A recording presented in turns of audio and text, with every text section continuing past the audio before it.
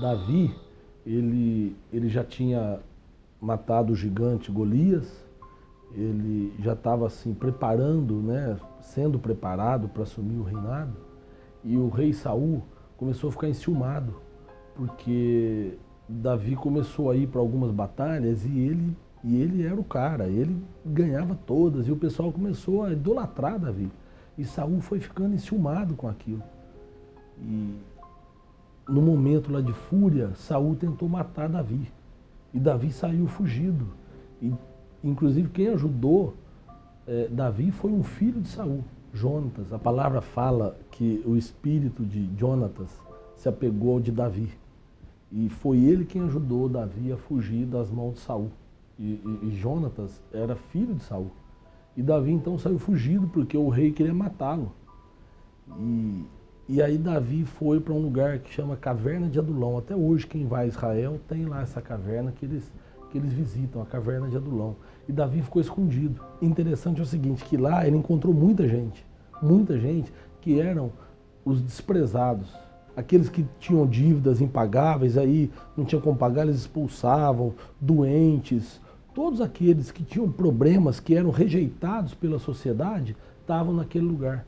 E Davi chegou e com aquelas pessoas ali ele montou um exército. E ali ele começou a batalhar. E como ele era realmente um grande guerreiro, um homem forte, um homem, né, vibrante, ele começou a ter, a vencer muitas batalhas. E até que ele então assumiu o reinado de Israel no lugar de Saul. E aí ele se tornou rei, né? E foi um grande rei, foi um grande rei. Davi, ele, tanto que quando algum rei depois dele pecava e Deus ia perdoar, ele falava, vou perdoar em amor ao meu filho Davi. Então ele foi assim um homem que teve uma relação com Deus muito próxima, muito íntima, mas cometeu erros também.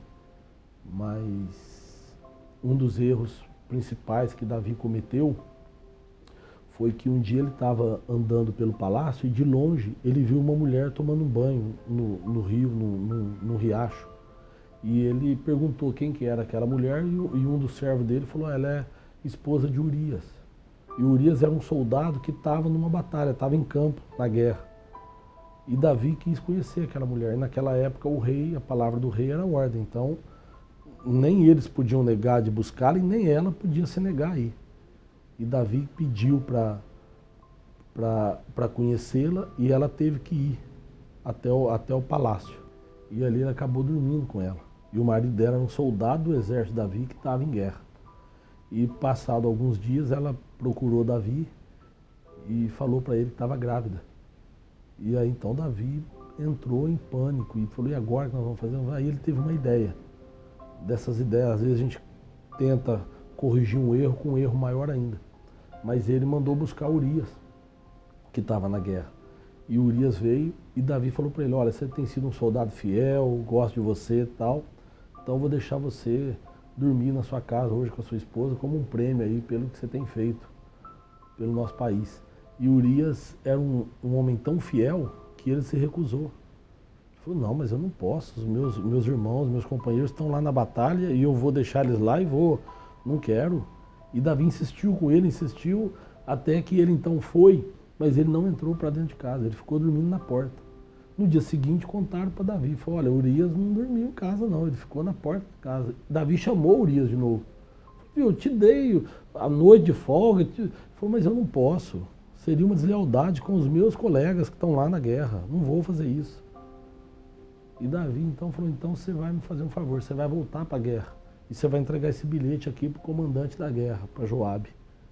E ele pegou aquele bilhetinho. Eu não sei se a lealdade dele era tão grande que ele não leu o bilhete ou se ele não sabia ler. Eu sei que ele levou o bilhete. E aquele bilhete era a sentença de morte dele.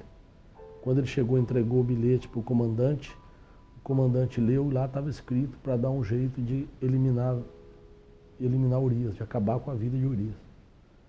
E o comandante então armou uma estratégia de ataque com poucos soldados a uma cidade, aquelas cidades eram todas muradas, fortalezas, então eles tinham que ter uma estratégia muito rígida, uma estratégia, tinha que ser muito bem feita a estratégia para eles poderem atacar. Mas ele, sem planejamento nenhum, ele pegou alguns homens, só poucos homens, e mandou atacar. E pediu para Urias ir na frente desses homens e atacar a cidade. Quando eles chegaram lá, os guardas da cidade que eles iam atacar, eles contra-atacaram e mataram aqueles homens todos de Israel, né? Porque eram quantidades muito menores e a situação que eles estavam ali desfavorável. E aí chegaram para o comandante e falaram para o comandante, olha, perdemos essa batalha aí. Ele falou, não tem problema, vamos seguir que agora nós vamos ganhar. Aí chamou o mensageiro e falou, avisa o rei que nós cometemos um erro de estratégia e que nós perdemos alguns homens, entre eles Urias. Então ele mandou o recado para Davi que estava cumprido a ordem de Davi, né? E essa história então é muito assim, interessante pelo seguinte, mostra que o homem segundo o coração de Deus, ele cometia falhas enormes, falhas terríveis. E então tem muita gente que está hoje, principalmente morador de rua, eles conhecem a palavra de Deus.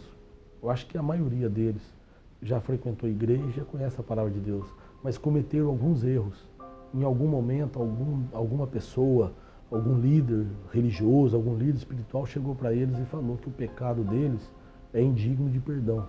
E eles então desistiram da vida por causa disso. E na verdade, Deus, ele mandou o Filho dele para nos salvar, para nos libertar do pecado. Então a morte de Cristo na cruz, ela não pode ser vã. A morte de Cristo na cruz não pode ser ignorada. Nós temos que dar a devida importância. Cristo morreu na cruz, o sangue dele escorreu na madeira para nos libertar dos nossos pecados. Então, por mais grave que seja o nosso erro, nós temos que entender que Deus, ele é misericordioso e nos ama o suficiente para nos perdoar. Certa vez, Davi estava conversando com um profeta, com Natã, que era um servo dele, e Natã procurou Davi e falou, majestade, nós temos um caso aí que só o senhor para julgar. E Davi falou, o que é? Ele falou, nós temos aqui um fazendeiro, que ele é muito poderoso, muito rico, tem muitos animais, muitas vacas, muitas ovelhas, e ele recebeu a visita de uns parentes. Mas vizinho dele lá tem uma família que é muito humilde, uma família pobre, mas que tinha uma única vaquinha.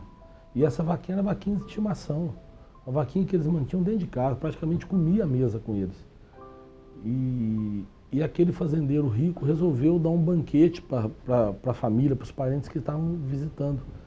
E ele então matou a vaquinha do vizinho e serviu para aquelas pessoas que estavam visitando. Mas ele tinha muito majestade, ele não precisava ter feito aquilo.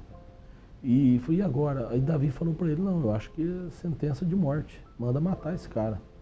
E Natã falou para ele, mas majestade, esse homem é o Senhor. E Davi falou, como assim? Majestade, Urias só tinha mulher, o senhor podia ter a mulher que o senhor quisesse no reino. Mas Betseba era a única mulher que Urias tinha.